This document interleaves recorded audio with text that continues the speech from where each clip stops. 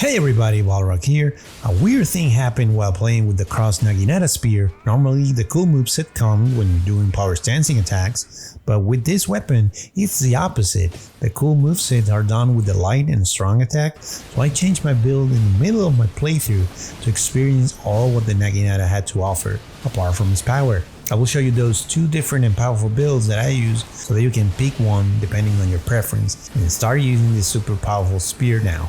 Game on! Before jumping into the build, I want to thank each and every one of you for watching my videos, subscribing, commenting, being part, and supporting the tribe. Memberships are now part of the channel. For those who want to keep supporting and want to take that extra step further with special perks like deciding upcoming videos, video shoutouts, multiplayer gaming with you, and even help with design stuff if you are a YouTuber like me, and much more that is still in the works. Check the link down in the description below, or just click the join button on my channel page to learn more. Guys, being a member is completely optional. My content will never be behind a paywall and will never take anything away from you. So if you decide to be a member or not, I appreciate you the same and thank you. Hope to chat to you soon. Now back into the build.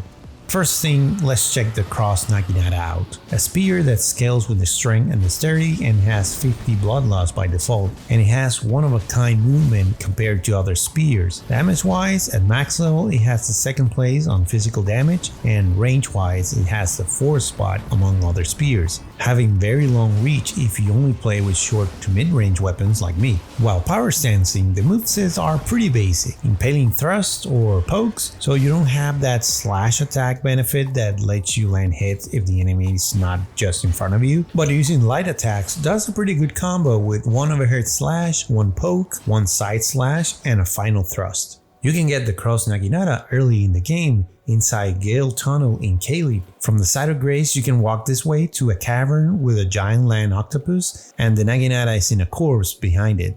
The armor that I'm running on both builds is Malekith armor set, just for fashion, changing the chest piece with the raptor black feathers to increase jump attacks. So the first build I decided to go with is a power sensing Naginata meta bleed build with both spears with the cold affinity and running Bloodhound step on the main hand to get to mid-range to do a new jump attack or power sensing combo, and seppuku on the offhand to increase attack power and proc the first talisman that I'm running, and that is Lord of Blood Exaltation, that will increase attack power by 20% for 20 seconds when blood loss occurs in the vicinity. Next talisman is Radagon's Sword Seal that will increase vigor, endurance, strength, and dexterity by 5 and increase damage taken by 15%.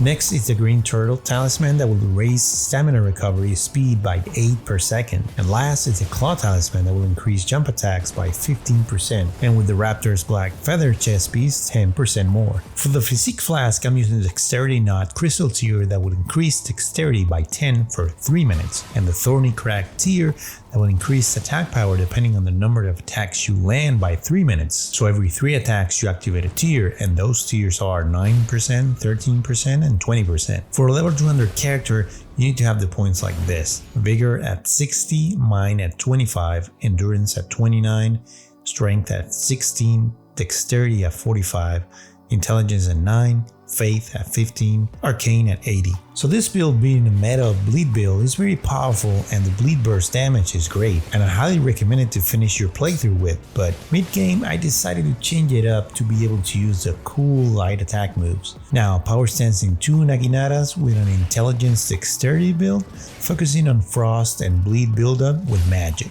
The main hand running with Cold Affinity, getting 105 frost buildup and 45 blood loss buildup with the Ice Spear Ash of War that casts a mid to long range magic missile that hits for a ton. You can use it with mobs or with bosses even. I prefer to use it as a finisher or when I'm out of reach with the spear.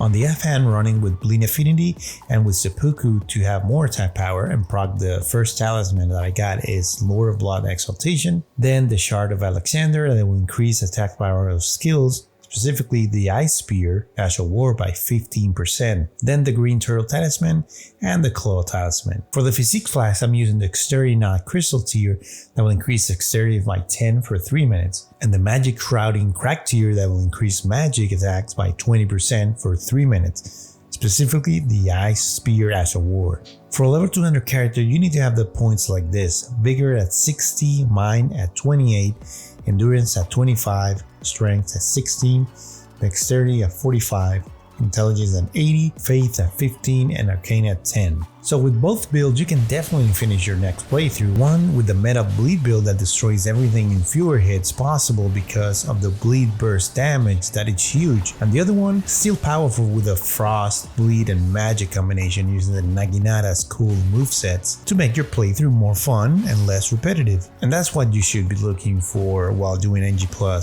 Try different builds and different weapons that completely change your playstyle while still feeling powerful to enjoy the game until a DLC comes in the near future. Guys, if you enjoyed this video and I got you interested to play with the Cross Naginata, please hit the like button and subscribe if you don't want to miss any more of my videos, or if you have played with them with a different build, please share it in the comments down below. Thank you for all your support. Check out more OP builds at the right side of the screen that will make your playtime fun and easy. As always guys, be safe and see you on the next one. Ciao!